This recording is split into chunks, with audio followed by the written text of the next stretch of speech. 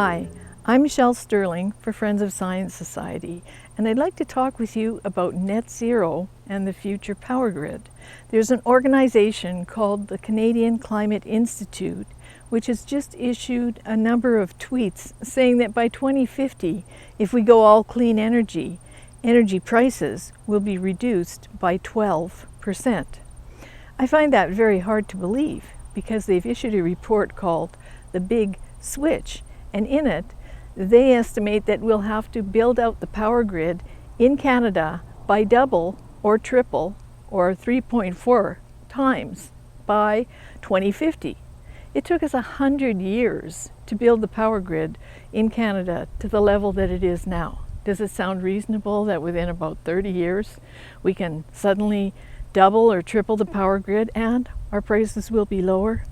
You know that old saying, there are three things you can have. You can have speed, price, or quality, and you can have any two,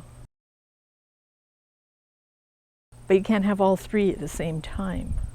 So there's a report that's come out from the Alberta Utilities Commission regarding the ongoing economic, orderly, and efficient development of electricity generation in Alberta. And as many people know, Alberta has a more challenging situation because unlike other provinces, we don't have a lot of hydropower here. We also don't have any nuclear. So we're heavily reliant on natural gas now that we've phased out our coal plants. In this executive summary regarding two independent reports that the AUC had commissioned regarding the push for net zero by 2030, 2035, 2050, they have a number of things that I want to bring to your attention. They say, renewables are impacting many different aspects of system reliability. Under the current market design, expected unserved energy in the late 2030s is significant, and there's potential for unprecedented load shed events. That means like rolling blackouts. An increased rate of decarbonization, for example, net zero by 2035 instead of 2050, will exacerbate supply adequacy issues. And they say that increased renewables will exacerbate supply adequacy issues. We're always told that wind and solar are cheaper and more abundant and totally reliable. Doesn't sound like they are.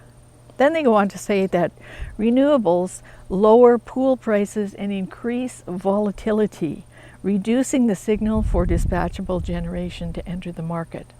That means that when there is sun and wind, the wind and solar operators can bid into the market at zero, and a dispatchable power company can't really bid at zero because it costs them money to put natural gas into their plant. So they'd be reluctant to try and compete.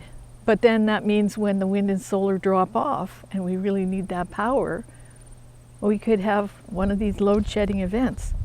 Newer low carbon technologies, I'm assuming they mean hydrogen, could be considered first of a kind and have greater level of associated risk, particularly under a target to decarbonize by 2035.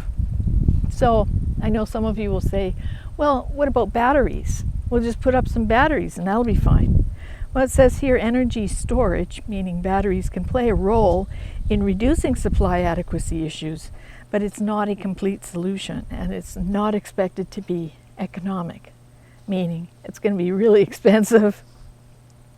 And they also say that pool prices are initially stable but expected to increase at a rate above inflation in the 2030s, and that net zero by 2035 instead of 2050 will exacerbate affordability issues. It also says that investors are concerned about the current level of policy uncertainty. And by the late 2030s, under the existing market framework, consumers would be paying significantly higher rates for electricity while receiving a substantially lower level of reliability. Given this, changes to market design and policy framework are necessary. So, look at this substation. I looked online. Apparently, one of these babies costs about $5 million. There are hundreds of them in each of the provinces, and we'd have to acquire hundreds more. So there's also, that begs the question of the supply chain, because a lot of components in these types of things are now made in China, and apparently there's quite a wait list for some of them. And also, you can't just order them and not know where you're going to put them or what the specs will be. A lot of these things have to be set up and designed to specifically suit a certain node of the electrical power grid. So I'd like to suggest that you have a look at the Big Switch, the Canadian Climate Institute's report, see what kind of utopian magical thinking they're engaging in, and then have a look at some of the reports that we have online, because we have quite a few reports like the true cost of wind and solar for Alberta, what you really need to know about renewables that the Pembina Institute won't tell you, solar realities and solar fantasies, that's all about solar and batteries, in the dark on renewables. We've got quite a collection of material.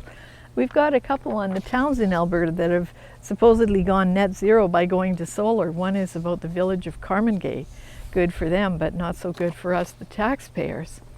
And I think that we need to be informed on these issues, because the Canadian Climate Institute, in my opinion, is misinforming the public. And you have to realize too, the Canadian Climate Institute is not as independent as they claim to be. They are funded presently 76% by the government. So it's really just another arm of the government pretending to be an independent think tank, pushing people in the direction that the government wants. So that's not really engaged democratic process, in my opinion. But again, have a look at these reports, make up your own mind. For Friends of Science Society, I'm Michelle Sterling.